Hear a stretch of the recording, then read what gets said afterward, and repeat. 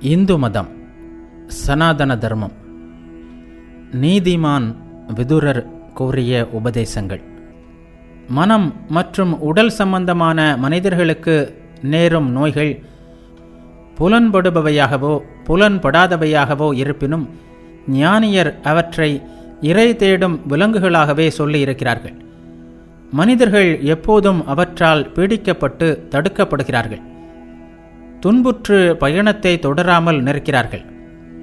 மேலும் அவர்களின் சொந்த செயல்பாடுகளையே பிரதிபலிக்கும் அந்த இறை தேடும் விலங்குகளான நோய்கள் அந்த சிறுமதியாளர்களிடம் எந்த கவலையையும் உண்டாக்குவதில்லை. ஒரு மனிதன் எப்படியாவது நோய்களிலிருந்து விடுபட்டால் பிறகு அழகை அளிக்கக்கூடிய முதுமை அவனை வெல்கிறது. அம்மனிதன் ஒலி, வடிவம், சுவை, தீண்டல், மனம் என்ற ஐம்புலனுணர்வுகளுக்குரிய பொருட்களின் சேற்றில் மூழ்கி அவனை பாதுகாக்க ஏதுமின்றி அங்கேயே அந்த சேற்றிலேயே விழுந்து கிடக்கிறான். அதே வேளையில் வருடங்கள், பருவகாலங்கள், மாதங்கள், பகல்கள், இரவுகள் ஆகியன அடுத்தடுத்து வந்து அழகை கெடுத்து அவனுக்காக ஒதுக்கப்பட்ட காலத்தை குறைக்கின்றன. இவை அனைத்தும் காலனின் தூதர்களே. எனினும் சிறுமதி படைத்தோர் அவற்றை இவ்வாறு அறிவதில்லை.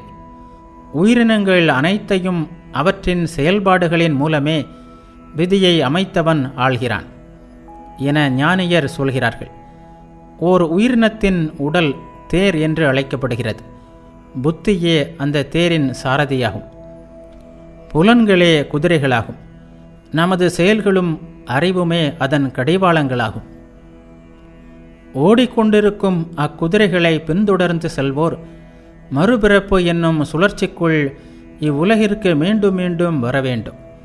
எனினும் தன் அறிவால் அவற்றை கட்டுப்படுத்தும் தன்னடக்கத்துடன் கூடிய ஒருவன் அவ்வாறு மீண்டும் வருவதில்லை. உண்மையான சக்கரம் போலவே சுழலும் வாழ்வெனும் சக்கரத்தில் தெரிந்தும் திகைப்படையாதோர் உண்மையில் மறுபிறப்பென்னும் சுழற்சியில் திரைவதில்லை. ஞானம் கொண்ட ஒருவன் மறுபிறப்பென்னும் கடனை தவிர்க்க நிச்சயம் முயற்சிக்க வேண்டும். ஒருவன் இதில் அலட்சியமாக இருக்கக்கூடாது. அலட்சியமே மீண்டும் மீண்டும் நம்மை மறுபிறப்பென்னும் கடலில் ஆழ்த்தும்.